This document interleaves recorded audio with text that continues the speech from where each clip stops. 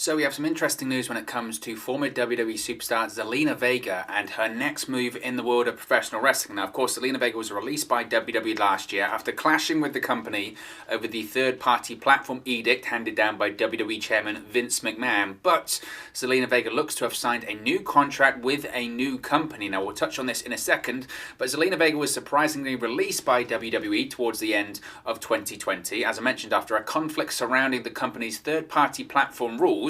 Like most WWE superstars who are released from the company, Vega was subject to a 90-day non-compete clause which ended on February 11th. But as per the Wrestling Observer newsletter, there is a big update on the next career move for Vega, who now goes by her real name Thea Trinidad on social media. According to the report by Dave Meltzer, Vega has already signed her first post-WWE contract. Now, the report claimed that the contract is not with AEW and is currently thought to be a short-term deal. As of now, there is no word on whether or not the deal is even related to a wrestling company. However, the contract prevents her from appearing for other promotions, which to me is a wrestling company, you would think. Now, earlier this week, Vega's WWE client Andrade was also released, but it's thought that he is not subject to the usual non-compete clause. Since her release, Zelina Vega has been active on social media and also on her Twitch account. On Twitter, she voiced her support for Andrade following his release last week. So it's certainly a very big bit of information, that a big story, something that's I think most people expected. I mean, I certainly did. I felt that Zelina Vega would absolutely, she's not going to disappear from pro wrestling. She's too good, and she loves it too much. That was the whole point. So now I suppose it gets into a bit of a guessing game. Now, as the report mentioned, it didn't state or not whether it was a wrestling contract. Considering that Dave Meltzer is reporting this, and I know it's about a wrestler, but considering Dave Meltzer is reporting this, you would think it's a wrestling contract with a wrestling promotion. I think when it comes to this, you have to look where the information is coming from. Now, I'm not one of those people that poo-poos Dave Meltzer and said he's wrong all the time. He's not right all the time either, but he's got a decent track record. And if Dave Meltzer's reporting it, you would think it's gone through at least a couple of sources and all that kind of stuff. And I think the information is pretty good on that part. So which company is it? That's the most important question now, isn't it? Which company has Zelina Vega signed for? Well, he's saying it's not AEW. And I think in this case, it would probably be slightly naive to think that just because Dave Meltzer has said it's not AEW, that it's not AEW. Again, my point I made a couple of seconds ago was you have to look where the information is coming from here. Dave Meltzer obviously has very close ties to AEW. You look at the recent Wrestling Observer Awards. Now, I think, full disclosure, he didn't award those awards. It was voted on by the readers of the Wrestling Observer newsletter, but the Wrestling Observer fans and the readers of the F4W online website are very skewed towards AEW. Why is that? Because Dave Meltzer, Brian Alvarez, they're very skewed towards AEW as well. They're obviously big fans and they have very close ties in the company. Brian Alvarez knows a ton of their talent. He's been on the Jericho cruises. Dave Meltzer is very close to Tony Khan. It's been widely acknowledged that Tony Khan grew up reading the Wrestling Observer newsletter. It's been widely acknowledged, and Dave Meltzer said it himself that, in his opinion, the reason that some people don't like Tony Khan is because he books this great promotion and he grew up reading the Observer and he learned pro wrestling through the Observer. And whenever I hear that, I go, well, that's probably a bit of a stretch. He got all of these great ideas reading the Observer. Nevertheless, we know Tony Khan is close to Dave Meltzer. The company, the promotion AEW, when they received all of those Wrestling Observer awards, they were the first people, right? They were the first people to be all treating them like they were legitimate awards. Go, look at these great awards we received, and it's a bit like, well, you know what I mean? They were skewed towards a certain way, I think. So I think those Wrestling Observer awards, and I know I'm going on a big tangent here, and I'm kind of dotting all over the place, but those Wrestling Observer awards for me were always a case of getting people talking about them. The fact that they had so much discussion about how wrong or right those decisions were proves that they did the right thing by giving them to those certain people, because they got a lot of engagement through that. My point being with all of that is that, as I mentioned, you have to look at where the information is coming from. If Dave Meltzer has heard this story that Zelina Vega is going to AEW or she signed with AEW, he would probably check it with some people in AEW and say, look, I've heard this story. I still have a duty to my readers, to my subscribers, the people that pay for the Wrestling Observer newsletter or the people that listen to Wrestling Observer Radio. I still have a duty to report the news and get exclusives out there ahead of the competition. So he might have had a discussion with them and said, look, I've heard Zelina Vega sign a contract with AEW. What are you going to do about it? Can I report that? Can't I report that? and they probably, they could have reached a compromise that said, look, you can report it, just say it's not AEW, then when it is, it's still a surprise. Again, I don't know if I fully latch on to that, because if he purposely omits information and says, it's not. I mean, it's one thing to not say, to not say who it's with. That's one thing. For him to say that it's not specifically with AEW, and then it be AEW, that makes Dave Meltzer and the Wrestling Observer newsletter and F4W Online and the Wrestling Observer radio, that makes all of them look bad. So I probably lend myself to say, even though, as I mentioned, you have to look at where the information is coming from, maybe he's factually accurate. Maybe he's factually accurate that it's not AEW. Now, obviously, Tony Khan has spoken about Zelina Vega, Thea Trinidad, and said, as far as I'm aware, she's on a non-compete clause, and maybe it's smoke and mirrors, maybe it's misdirection, who knows? Maybe it is. If it is an AEW, then you have to look at other options. Now, I know some people would say Ring of Honor, and could she join the Women of Honor? I really don't see that.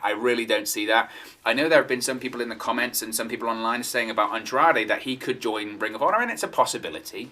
Of course it's a possibility, but I think Andrade is more likely to join Ring of Honor than Zelina Vega is, frankly. I think if she doesn't go to AEW, which is what Dave Meltzer is saying, if she doesn't go to AEW, I think she goes to Impact. I think that is the most likely place. I think Zelina Vega in Impact Wrestling makes the most sense. When Zelina Vega got released by WWE last year, one of the first videos I did talking about next moves for Zelina Vega was moving to Impact Wrestling. Now, why did I say that at the time? Well, because it all makes sense. She's got history there. She has ties there. It's where she started in professional wrestling. People that work there now have ties to Zelina Vega. If you're not familiar, Zelina Vega was Rosita in Impact Wrestling, part of Mexican America. She was a tag team with, obviously it was Hernandez and Anarquia when they were Mexican America, and she was one half of the Knockouts tag team champions with Sarita during that period of time. And as Rosita, that was really her entrance into professional wrestling, and because of that, she's got history with the company. And one of the people, when she did get released by WWE, that she thanked, in addition to people like The Rock, who obviously featured in the movie that they did about Paige's life, Paige's biographic movie, the other person she thanked was Tommy Dreamer. And the reason that she thanked him is because Tommy Dreamer was incredibly instrumental in starting Zelina Vega in the professional wrestling industry. He was the one that helped her get into Impact Wrestling back in, when would this have been, 2011, 2012? He was really responsible for helping her because she's from New York, helped her, and so is Tommy Dreamer, obviously. He helped her train, helped her get into Impact Wrestling, helped give her a chance when other people didn't, and she's still very grateful for that. Now, why is that relevant to Impact Wrestling now? Well, of course, Tommy Dreamer is an influential figure in Impact Wrestling at the moment. Not only does he appear in front of the camera, not so much recently, since he lost to Rich Swann in that Impact World Championship match earlier this year, but he's also very influential behind the scenes. Tommy Dreamer is very influential in terms of the creative. He doesn't write the shows, but he pitches ideas. He's a producer at Impact Wrestling as well. He works with a lot of talents, and he's been responsible for a variety of big segments, enjoyable segments, and big moments in recent Impact Wrestling history on television that we've seen. Wrestle House, Tommy Dreamer was incredibly influential in producing all of that. A lot of segments, a lot of matches Tommy Dreamer produces for Impact. I think people don't really realize the influence that Tommy Dreamer has on the Impact Wrestling product right now. He has a huge influence, frankly, on the Impact Wrestling product right now. So because of the connections that he has to Zelina Vega, I wouldn't have been shocked, I wouldn't have been surprised in the least if he reached out and said, look, you want to come into Impact Wrestling, you can just see how you feel, just kind of get the wrestling bug back. You don't have to stay for a long time. You don't even have to sign a contract, because that's another thing that Impact Wrestling offers that maybe an AEW or other companies don't. That we've seen in recent weeks and in recent months, Impact Wrestling is more than happy to have a talent come in working without a contract, working on a per appearance deal, or just see how they feel, and then if they like it, if it's a good fit, they'll offer them a contract and they'll go from there. We've seen that time and time again. Deonna Purrazzo, Eric Young, Zack Ryder or Matt Cardona,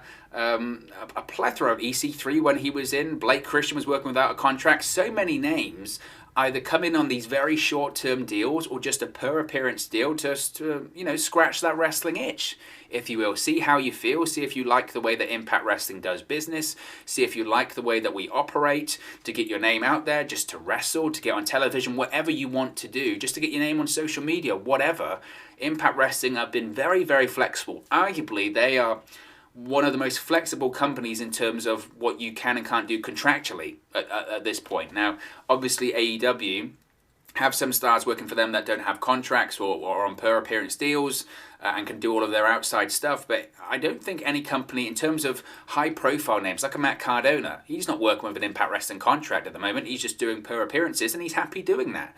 Obviously, AEW afforded him the same thing, but I think eventually they want a commitment. Impact Wrestling don't mind. They don't mind because they're just happy to have the talent there. And if it's a high profile talent like a Zelina Vega, they're happy to have her make a splash, make a scene, and being part of the Impact Wrestling roster, even if it's for a brief period of time. I think also another thing you have to look at when it comes to Zelina Vega as well is what kind of women's division is she stepping into? Because in my opinion, and I've continued to say this, I think AEW has made significant improvements in their women's division. I really do. I think their women's title eliminator tournament was a step in the right direction, and obviously the Britt Baker versus Thunder Rosa main event a couple of weeks ago on Dynamite was fantastic. Not that that's any surprise. I mean, I felt that some of the praise for AEW putting that together went, oh, it's great. AEW, look at them, how progressive they're being, putting females in the main event. And it's kind of like, you've been around for 18 months. Don't pat yourself on the back for doing something that you should have been doing from day one. The idea that the criticism initially was, well, they don't have the roster for it. They've had the roster to have a successful women's division and to put them in main events and put them in high-profile segments and have multiple matches on the show. That's been the case for a long time. They've only just started to do it. So while I do praise them for finally doing it and actually making some significant changes, it doesn't erase the fact that they should have been doing it a long time ago. And I think I've always said this when it comes to female talent, if they leave WWE, because in my opinion, the WWE Women's Division is the best in the world, and that includes NXT as well. That's incredibly strong. They do have the best women's division in the world. Their stance on female wrestling, their stance on having female talents main event shows be put into prominent positions of show is to be seen. I mean, it is no gimmick at this point. They've main evented WrestleMania and they continue to be put in featured positions on that show. I mean, it is the best women's division in the world. But close to that, and what does run them close, is Impact Wrestling's women's division. Their Knockouts division is incredibly strong, and they continue to churn out great names and have great matches. Deonna Purrazzo, since going to Impact Wrestling from WWE after being released, is almost like a different person at this point. She's such a fantastic pro wrestler. The matches she had with the likes of Jordynne Grace last year were phenomenal. And again, look at that roster that they have. Deonna Purrazzo, Jordynne Grace, Su Yung. I mean, previously they had Ty Valkyrie, but she's gone now. Kimberly, Jazz. The list goes on and on of really strong names that they have on that roster. Potentially even Kylie Ray if she comes back. I know she's going back to Warrior Wrestling soon. So I think if you're Zelina Vega and you look at, okay, where can I go that, I'm not going to be tied down for a long time. Impact Wrestling ticks that. She knows people there, like Tommy Dreamer, who she trusts. And ultimately, when you've been released from WWE in controversial circumstances like she was, you have to go somewhere that you're comfortable and with people that you trust, which is Tommy Dreamer. She has history with the company, obviously significant history with the company. She's one half of the Knockouts Tag Team Champions in the past. They've just brought back the Knockouts Tag Team Championships too. I mean, it all adds up, doesn't it? It all adds up and it all makes sense. If she wants to legitimately get in there to continue to wrestle against some of the best female pro wrestlers outside of WWE, Impact Wrestling's a great start. It's a fantastic start. And I think the good thing is that it's not the most obvious move. I think everyone at this point is expecting her and Andrade to show up in AEW at some point. And I think eventually that will happen because it's just good business for AEW to do that. But sometimes, we've seen this in the past, when people are expecting one thing, it's not a bad thing to give them something else so that eventually when you do make the move to go to AEW or you do make that big jump, people don't see it coming. And as a fan, that's far more rewarding. So if it's not AEW, which again, I don't think just because Dave Meltzer said it isn't, I don't think you can rule out. I would say it's Impact Wrestling. Again, there is a bit of discussion about, well, maybe it's just not a pro wrestling contract, but if it wasn't a pro wrestling contract, I don't understand why and how that would rule out Zelina Vega appearing for another promotion, another pro wrestling promotion. It sounds a bit like an exclusivity thing. But I suppose if it was for Impact Wrestling, it isn't out of the realm of possibility. She could show up in AEW anyway because of the working relationship they have.